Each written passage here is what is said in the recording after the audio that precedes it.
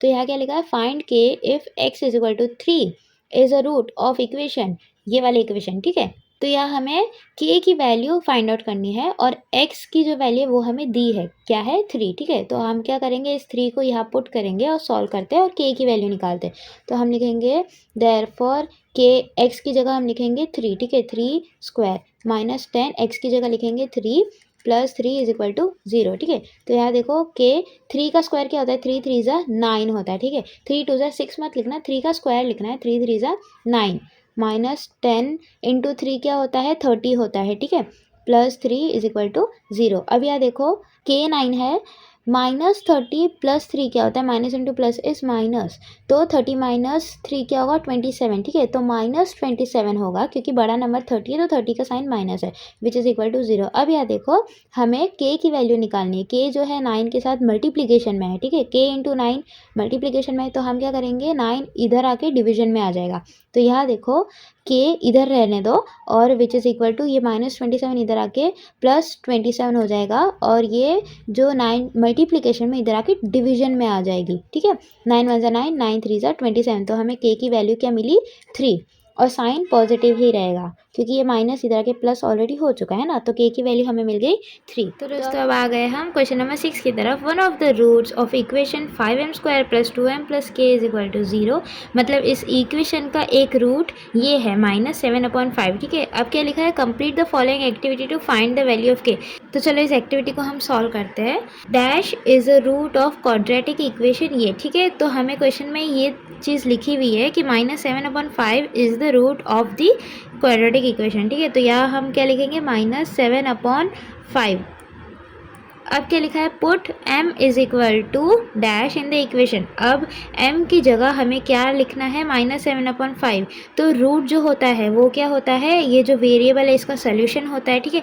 यहाँ वेरिएबल में कुछ भी हो सकता है, x y a b c d m n कुछ भी हो सकता है। तो ये जो रूट है ना, ये कभी भी इस वेरिएबल का सोल्यूशन होता है, ठीक है। तो हमें m की जगह ये लिखना है। तो अब हम चलो यहाँ लिखते हैं -7/5 इन द इक्वेशन। अब यहाँ देखो हमें m की जगह ये रूट लिखना है, ठीक है। तो यहाँ देखो 5 इंटू एम स्क्वायर है, तो 5 इंटू डैश स्क्वायर, तो यहाँ डैश मतलब m की जगह हमें क्या लिखना है, -7/5 स्क्वायर प्लस 2 इंटू एम है, ठीक है। तो 2 इंटू एम की जगह हमें क्या लिखना है, -7/5 plus k is equal to 0। अब हम इस चीज़ को सॉल्व करेंगे, यहाँ आंसर आएगा, अब फिर इस चीज़ को सॉल्व करेंगे, यहाँ आंसर आएगा, ठीक है। तो यहाँ देखो हमें पहले -7/5 का होल स्क्वायर निकालना है। तो अगर आपके साइड में रफ वर्क है तो वहाँ आप लिख सकते हो -7/5 का होल स्क्वायर क्या होने वाला है। देखो 7 का स्क्वायर क्या होता है, 49 होता है, ठीक है। 7 7 ज़ा 49। तो जो -7 हो या +7 हो, नंबर पॉजिटिव हो या नेगेटिव हो, उसका जो स्क्वायर होता है वो हमेशा पॉजिटिव होता है। तो 7 का स्क्वायर क्या होने वाला है, 49, 7 7 ज़ा 49 अपॉन 5 का स्क्वायर क्या होगा, 5 5 ज़ा 25, ठीक है। तो अब हमें क्या करना है, इसे 5 से मल्टीप्लाई करना है ना, 5 इंटू -7/5 द होल स्क्वायर। तो ये जो -7/5 द होल स्क्वायर है वो क्या है, 49/25 है, इसे हमें 5 से मल्टीप्लाई करना है। तो क्या आंसर आने वाला है, देखो 5 1 ज़ा 5, 5 5 ज़ा 25, ये कट हो जाएगा, ठीक है। तो 49/5 हमें आंसर मिला, तो हम यहाँ क्या लिखेंगे 49/5। तो अब हमें इसे भी रफ वर्क में सॉल्व करके इसका आंसर लिखना है। तो ये देखो -7/5 इंटू 2 क्या होता है, देखो 2 इंटू -7/5, तो 7 2 ज़ा 14 और माइनस साइन आ जाएगा, तो -14 हो जाएगा अपॉन 5 एज इट इज़ आ गया, ठीक है। तो अब हमें इन दोनों को प्लस करना है। तो एक चीज़ आपने नोटिस की दोस्तों, दोनों ही फ्रैक्शन के डिनोमिनेटर सेम है, 5 और 5 है ना। तो इसे हम डायरेक्टली ऊपर के जो न्यूमरेटर्स है ना, उसे हम डायरेक्टली सॉल्व कर सकते हैं। तो 49 प्लस इंटू माइनस क्या होता है, माइनस होता है। तो 49 माइनस 14 करना है हमें। तो यहाँ देखो रफक में करते हैं, 49 माइनस 14 करेंगे तो क्या होगा, ये 5 है और ये 3, मतलब हमें 35 आंसर मिला। तो 35/5, ठीक है।